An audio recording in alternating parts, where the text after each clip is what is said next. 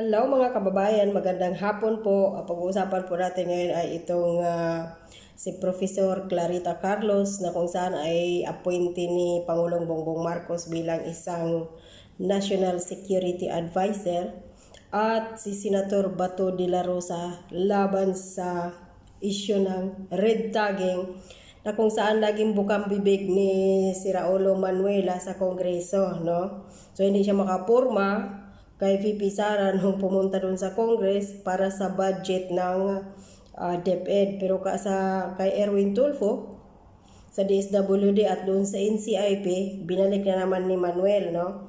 Yung red tagging. So parang nafe-feel ko kasi dahil sa tono ng mga pananalita ni Professor Carlos doon sa Senado laban sa red tagging, parang kampi po siya doon sa makakaliwa o kay Joma Season no, whatsoever, no. So ngayon sinuplak po ni Senator Bato de la Rosa si Professor Carlos, pinamukha kay Professor Carlos na hindi taong bayan ang nag-red tag kundi mismo si Joma Season. In-explain niya doon, you know. So walang nasabi si Professor Carlos, nabutata po ni Senator Bato. Alam naman natin na si kahit pa scientist, si Professor Carlos ay isa ding general ng military, ng police, no? Si Senator Bato de la Rosa, no? So may alam siya patungkol sa mga isyu na mga ganyang bagay. So mga kababayan, panoorin po natin kung paano sinuplak ni Senator Bato si Professor Carlos at wala siya talagang nasabing against doon sa sinasabi ni Senator Bato. So mang-ayon din. Of the government. Again, with your indulgence, 2 time points. First, as a political scientist, before I was appointed, I already articulated my view in regard to that. Another term for red tagging is labeling people. When you label, you don't explain. You simply label. You put a name on a person. So, Example, Secretary, can you give us an example? Senator Estrada is a communist. Does that explain you? No. Of course, I can say that you espouse the ideology of communism. Nothing wrong with that. This is a liberal democracy. You can be a socialist or whoever. But when you hold a gun and attempt to overthrow the government, you've crossed the line. And I don't know why I should call you. I should call you when you hold a gun and you murder and you kidnap. You're a criminal, isn't it? When you're a criminal, I throw the books at you, penal code. That's what I mean. You use a label, and that label has concomitants. The concomitant is, you do this, and there are consequences for your action. That's the reason why. I said there's another time point. The other time point is now that I have this position, and I have not changed my mind. I'm still a social scientist. I think I'll be a social scientist until I die, because that's my calling. That's my profession as a scholar. And therefore, red tag does not work. Red tagging, labeling people does not work as a matter of principle. Therefore, why are we doing that? Nagsasayang lang tayo ng laway natin, red tagging. If you want to tag somebody that so there will be concomitants after the tagging. Otherwise, it's a non-productive one. Senator De La Rosa. To that position.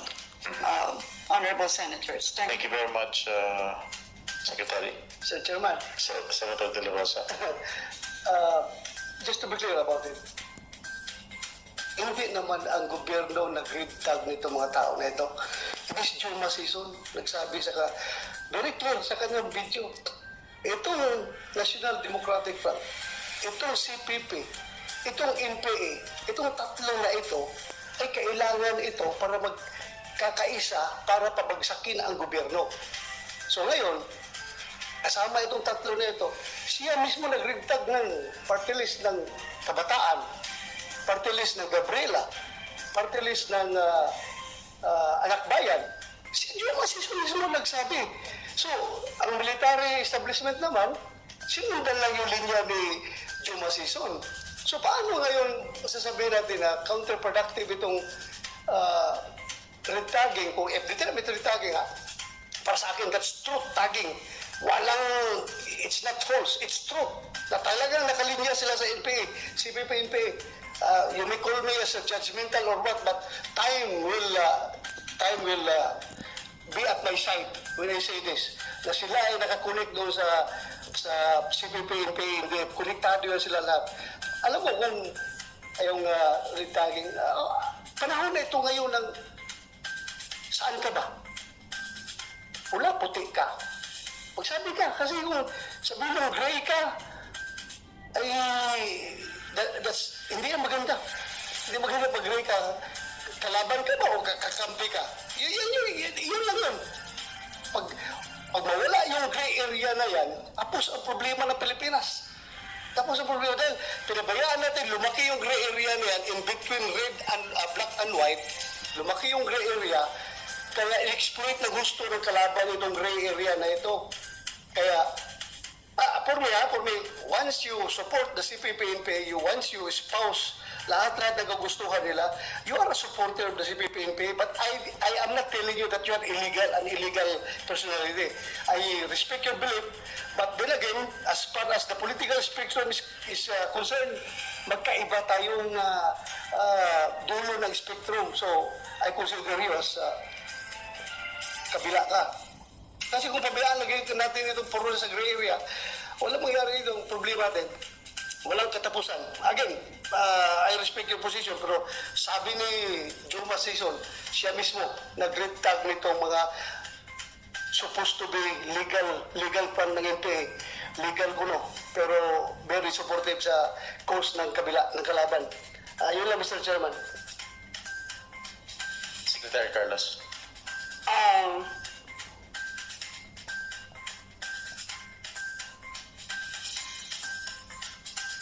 Actually, Senator De La Rosa, Your Honor, I have no quarrel with you in regard to that. Jose Maria Sison can just shoot off his mouth and say anything, and even say that XYZ are in fact, aligned with his political ideology and its action component. But what I'm suggesting and what I'm stressing is that beyond the labeling, we ask the question, so what? That's the reason why I say we need precision in the use of our terms. If you simply say that X person is a communist, a socialist, or whatever, then the next question would be, so what? So I say, the so what will be answered by a more precise term by saying that this person is a criminal, is a murderer, is a kidnapper, etc. Because you can take an action subsequent to that label. What's his name? Jose Maria Sison has every right to declare whatever he wants to declare. But I think we have every right as the Republic of the Philippines and its agencies to do something about that after the label has been given. But, ab initio, from the beginning, labels by themselves will not advance explanation. And as a social scientist, anything that does not advance explanation, I say, is a waste of time. That is the context from which I'm coming, Senator De La Rosa. I absolutely, in fact, am in agreement with you.